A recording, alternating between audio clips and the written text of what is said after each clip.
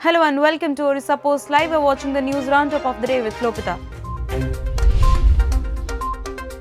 Let's have a look at the top stories. The State Crime Branch lifted 4 accused persons for interrogation Monday morning in connection with the much-debated minor girl rape case in Bhubaneswar. According to official sources, the detainees are Aniruddha Panda and Krishna Chandra Behra, who are employees of a private news channel, and 2 security guards who were engaged there. Notably, an FIR was lodged against them by the mother of the minor victim girl at Infocity police station in Bhubaneswar.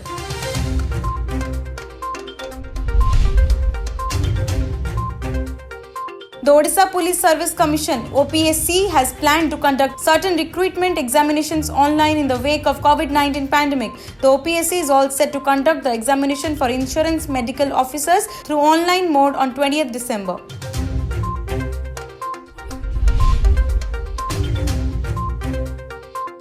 A few months back, the Reserve Bank of India made a decision to launch the Positive Pay system for cheque. The new rule will be effective from 1st January 2021. As per the new rule, it may be necessary to reconfirm the details of the cheque, especially for payments above Rs 50,000. In the August MPC, the RBI Governor Shaktikanta Das made an announcement in this connection, keeping in focus consumer safety and also to reduce fraud cases as well as abuse vis-a-vis cheque payment.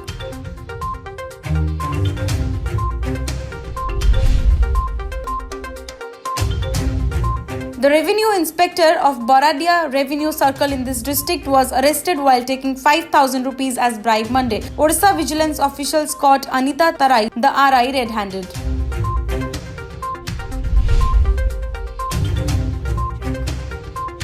Koraput police Monday seized an interstate marijuana smuggling racket and arrested 3 persons from 2 states. The arrested accused have been identified as Pradeep of Sonipat in Haryana and Monu and Muhammad Abid of Uttar Pradesh.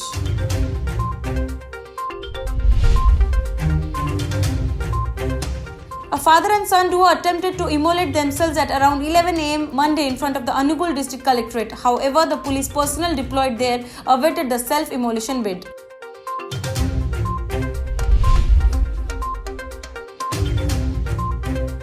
India wants to be battle ready. Amid the standoff with China at the LAC in eastern Ladakh, India has taken a significant step by authorizing the defense forces to enhance their stocking of weapons and ammunition. The defense forces have been asked to be ready for a period of 15 days of intense war, making use of the extended stocking requirements and the emergency financial powers in the ongoing conflict with China in eastern Ladakh. The defense forces are expected to spend over 50,000 crore for acquisition of equipment and ammunition from both local and foreign sources.